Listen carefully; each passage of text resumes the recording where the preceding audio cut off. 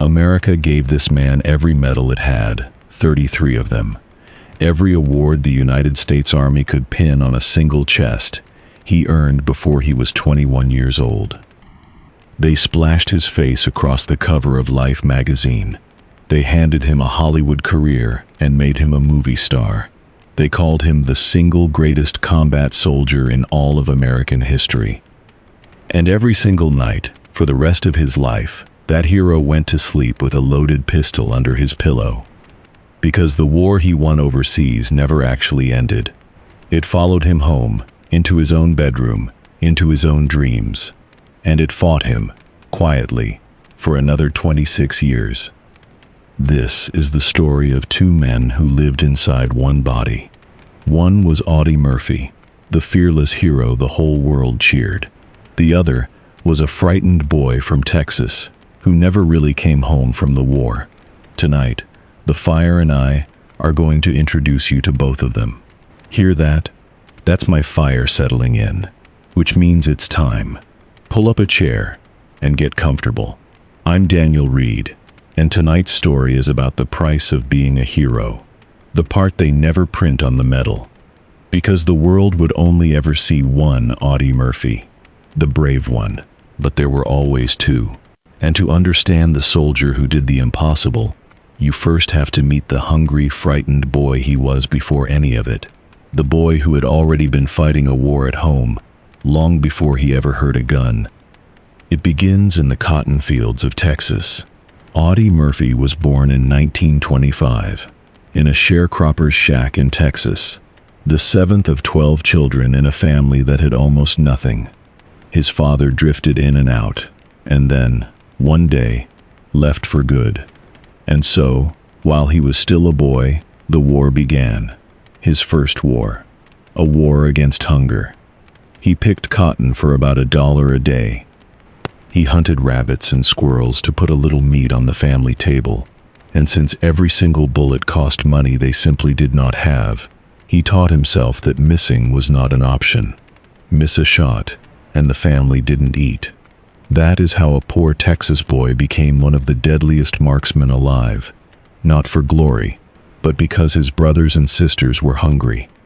Then, at 16, he lost the one steady thing in his entire world.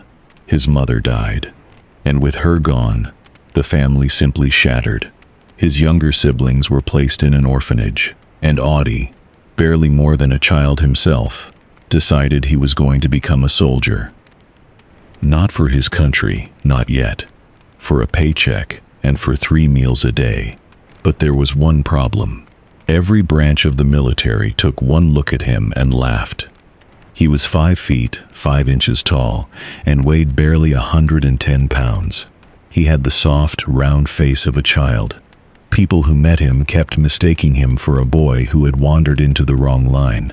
The Marines took one look and rejected him. The paratroopers rejected him too. He was, one recruiter said, far too small and too young to be a soldier at all. He even tried to fake his age with a forged document, just to be allowed in. In the end, only the Army would take him, and only barely. It went badly from the start. During his first training drills, he fainted dead away in the Texas heat. And his commanders took one look and decided this frail-looking boy belonged in a kitchen. They tried to reassign him to be a cook, safe behind the lines, far away from any fighting. He flatly refused. This undersized boy that nobody wanted looked his officers in the eye and demanded to be sent to the front. And here, our two threads split apart. Because the moment Audie Murphy stepped onto a real battlefield, something came alive in him that no one had seen coming, least of all himself. The frightened, hungry boy went to war, and a legend woke up in his place. What Audie Murphy did over the next 2 years is almost difficult to believe, and yet every bit of it is documented in official military records. He fought his way across Sicily, then Italy, then France, in some of the hardest fighting of the entire war. Again and again, he did things that should have killed him a dozen times over. He crawled forward and wiped out German machine gun nests single-handed. He kept fighting after being wounded, refusing to leave his men.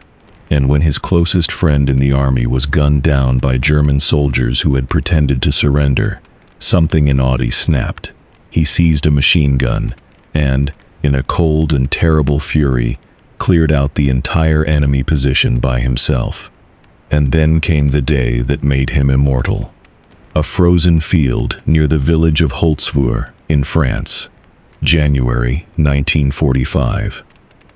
6 German tanks and hundreds of infantry came grinding through the snow toward Audie's tiny, badly outnumbered company. He ordered his men to pull back into the woods, to safety. And then he did something that sounds like a scene invented for a film, except that it truly, actually happened. He climbed up onto a burning, abandoned American tank destroyer, a vehicle already on fire that could explode beneath him at any second, grabbed its heavy machine gun, and turned, alone, to face an entire German advance.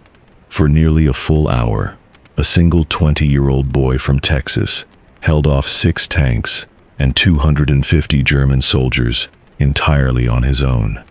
He stood on top of that burning wreck, in full view, and cut down wave after wave of the enemy. The Germans could not understand where the fire was coming from. They never imagined it was one man standing on a machine that might blow up under his feet at any moment. He was wounded in the leg. He kept firing. When his ammunition finally ran out, he climbed down, walked back to his men, and, bleeding, blackened with smoke, led them in a counterattack. For that single hour, America gave Audie Murphy the Medal of Honor, its highest award for valor. He was 20 years old.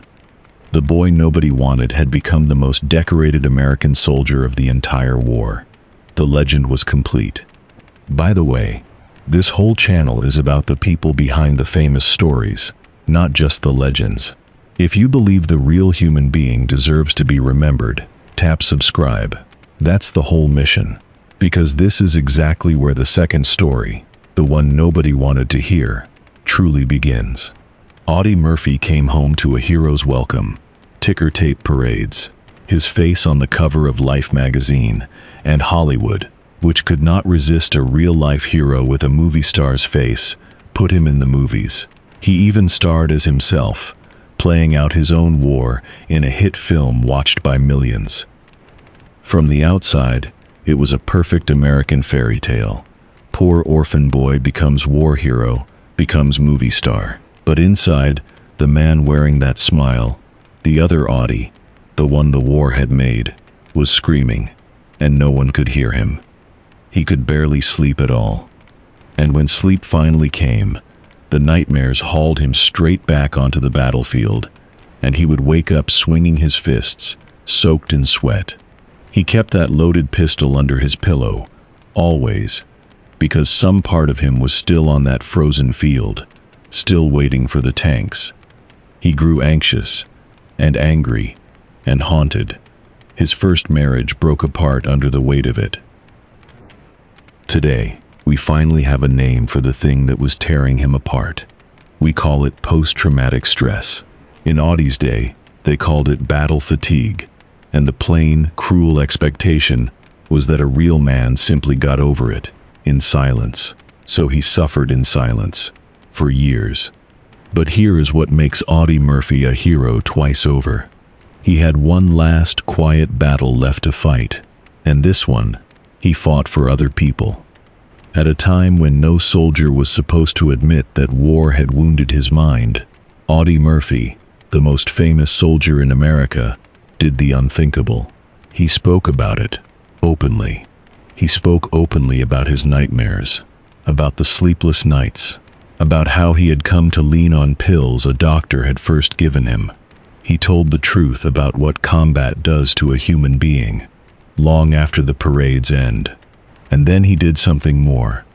He publicly called on his government to take care of returning soldiers, to study the emotional scars of war, and to give veterans the mental health support they so badly needed. He used his fame, the fame that cost him so much, as a shield for men who had no voice.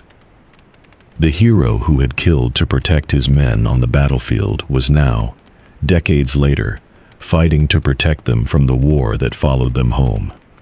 It may have been the bravest thing he ever did. Audie Murphy was never given the chance to grow old. On the 28th of May 1971, at only 46, he was killed in a small plane crash in the mountains of Virginia. The boy who survived 6 tanks and 250 men died on an ordinary business trip in the fog. He was buried at Arlington National Cemetery with full military honors, and today his grave there is the most visited in all of Arlington, second only to that of President John F. Kennedy. Every single day, strangers travel from across the country to stand before the simple white stone of the poor Texas boy who gave everything he had. By his own request, his headstone is plain, an ordinary soldier's marker, without the gold lettering his medals entitled him to.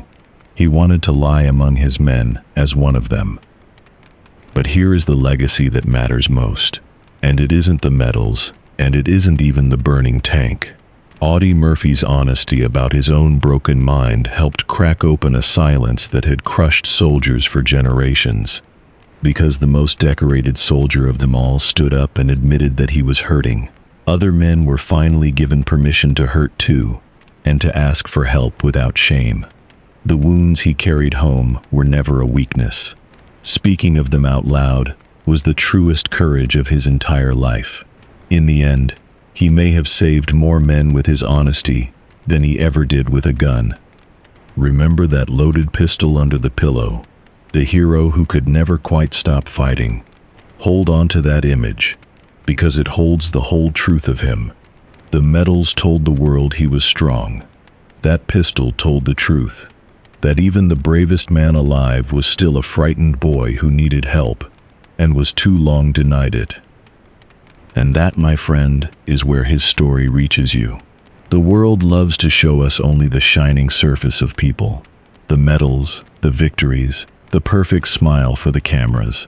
It almost never shows the cost hidden underneath. Audie Murphy's real courage was not just on that burning tank.